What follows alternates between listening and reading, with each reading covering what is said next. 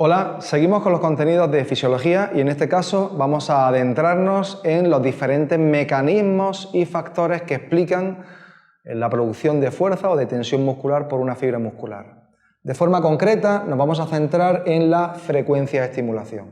Dentro de los factores de los que depende la fuerza hay diferentes factores de muy diversa índole, estructurales, biomecánicos, hormonales, relacionados con el estiramiento, pero en este caso concreto vamos a hablar de los factores nerviosos y dentro de esos factores nerviosos de una forma mucho más específica de la frecuencia de estimulación.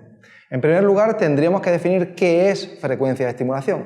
La frecuencia de estimulación hace referencia al número de impulsos nerviosos que una fibra nerviosa envía a una fibra muscular.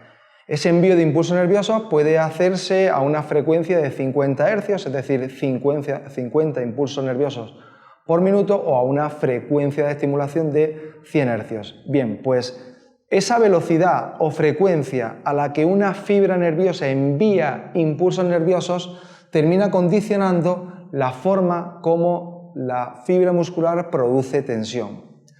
Vamos a partir de este gráfico clásico, que es un gráfico de Sale, que aparece en multitud de libros de fisiología y de teoría del entrenamiento, donde se explican las ganancias de fuerza en relación al tiempo. En primer lugar, hay una ganancia de fuerza muy rápida, es decir, se gana mucha fuerza en muy poco tiempo, y esta mejora de la fuerza viene explicada por factores de tipo nervioso. Los vemos aquí representados en color azul.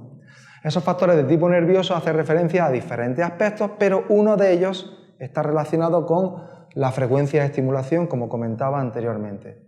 Después de esa mejora nerviosa de la fuerza, se va a producir una mejora de tipo estructural, es decir, van a aparecer adaptaciones de tipo estructural, adaptaciones relacionadas con la hipertrofia.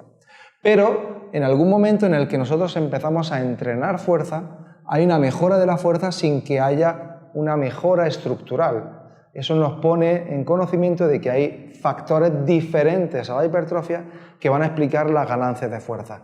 ¿Cuáles son esos factores diferentes a la hipertrofia que explican las mejoras de la fuerza? Son los factores nerviosos. Dentro de esos factores nerviosos hay diferentes elementos, pero en el vídeo de hoy nos vamos a centrar fundamentalmente en la frecuencia de estimulación. Miren, aquí tenemos una motoneurona. Esa motoneurona lleva diferentes botones sinápticos a un grupo de fibras musculares. El conjunto, formado por motoneurona y el grupo de fibras que está inervado por esa motoneurona, se denomina unidad motora. Esa unidad motora puede ser una unidad motora lenta o una unidad motora rápida, y eso también condiciona la producción de fuerza y sobre todo la producción de fuerza en unidad de tiempo. Bueno, pues esta unidad motora va a estar enviando impulsos nerviosos a este grupo de fibras musculares para que produzcan tensión muscular. Pero esta fibra nerviosa puede enviar impulsos nerviosos a 50 Hz, sería con una frecuencia como la que vemos ahí, o también puede enviar impulsos nerviosos mucho más rápido, a 100 Hz.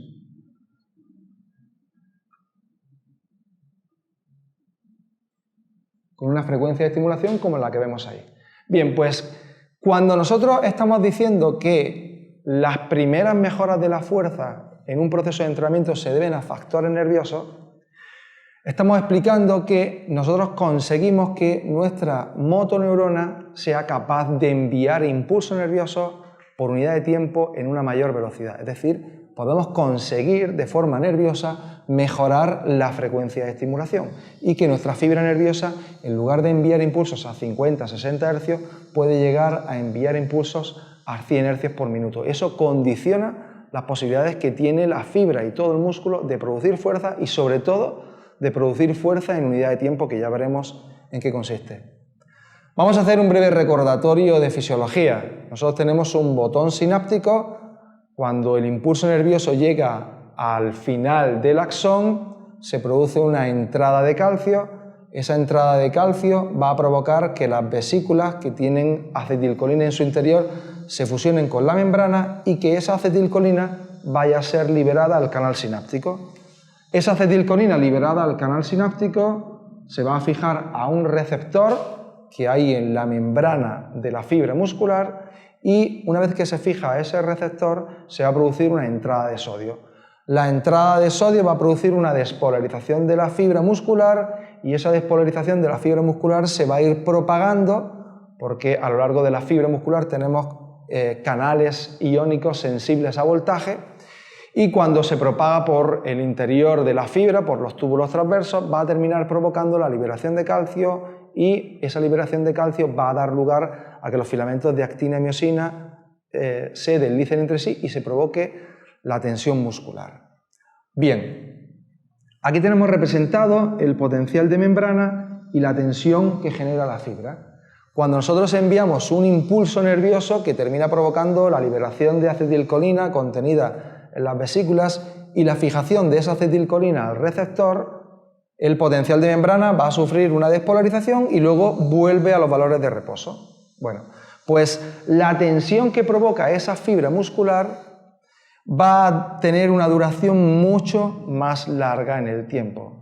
De tal modo que la despolarización provocada en la fibra tiene una duración de 1 o 2 milisegundos, se le llama potencial de espiga o potencial en púa y la tensión muscular generada por la fibra va a tener una duración aproximadamente de 200 o 250 milisegundos. ¿Eso qué está permitiendo?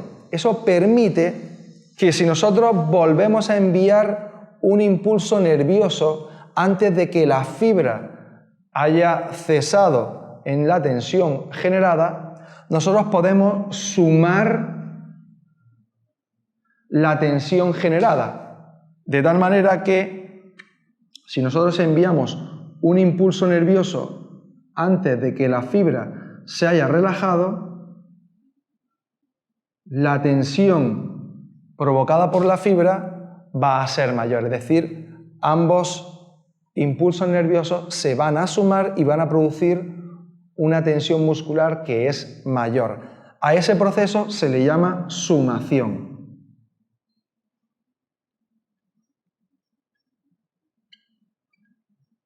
La sumación consiste, por tanto, en enviar dos impulsos nerviosos que excitan la fibra muscular y que terminan provocando una contracción muscular que es más intensa porque el segundo impulso nervioso se envía antes de que la fibra se haya relajado por completo. Bien, en esta gráfica vamos a representar en el eje X, en el eje de las abscisas, la cantidad de estímulos o impulsos nerviosos por unidad de tiempo y en el eje Y vamos a reflejar la tensión muscular, de manera que relacionamos la dinámica de la tensión muscular generada en función de la cantidad de impulsos nerviosos que esa fibra nerviosa está enviando sobre el músculo. Cuando únicamente se envía un impulso nervioso, la célula o la fibra muscular desarrolla tensión y luego vuelve a su valor de reposo, es decir, se relaja. Pero si conseguimos enviar dos impulsos nerviosos y el segundo impulso nervioso se envía antes de que la fibra muscular se haya relajado, se produce, lo que anteriormente comentábamos, una sumación, es decir, el segundo impulso nervioso provoca una contracción de mayor índole que la anterior, se suman los efectos. En última instancia, si conseguimos mandar impulsos nerviosos a una alta frecuencia,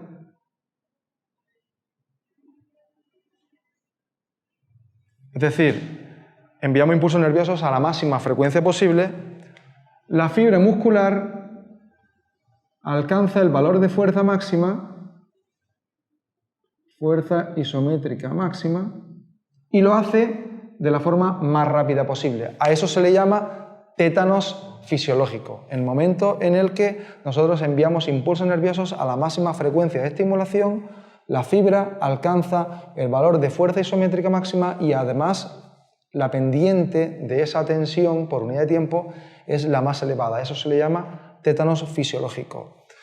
Lo que distingue a un sujeto entrenado y no entrenado no es solamente la capacidad que tiene el entrenado de producir mayor tensión o mayor fuerza. También viene diferenciada por la pendiente en la producción de fuerza por unidad de tiempo. A eso se le llama RFD.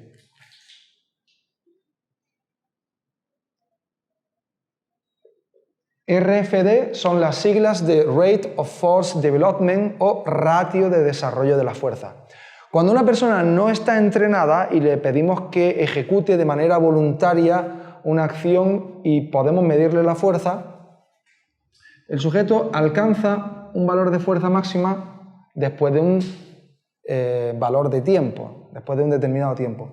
Pero cuando el sujeto está altamente entrenado, las diferencias no van a venir tanto en que consiga mayores niveles de fuerza, que también, sino sobre todo en la pendiente de la producción de fuerza por unidad de tiempo. Es decir, esto que tenemos aquí es tiempo,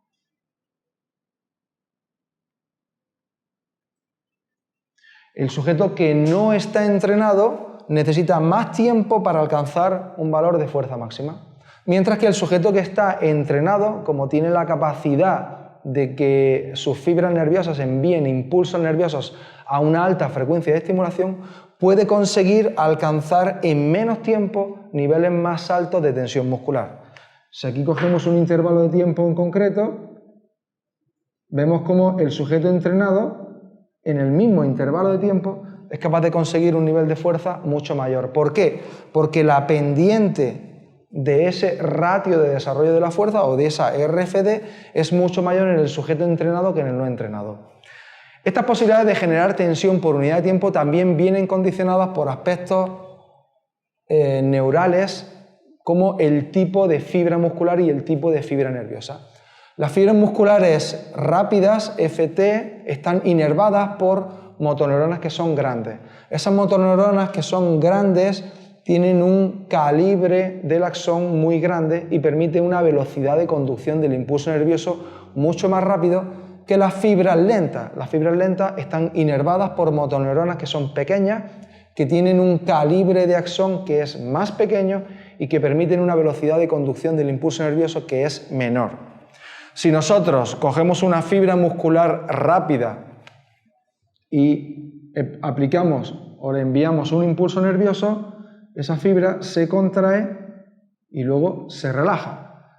Si por contra aplicamos el mismo impulso nervioso sobre una fibra lenta, esa fibra lenta va a alcanzar un nivel de tensión muscular más tardío, además de que sea menor, pero sobre todo más tardío, que viene condicionado por una menor pendiente de desarrollo de tensión por unidad de tiempo. Es decir, la fibra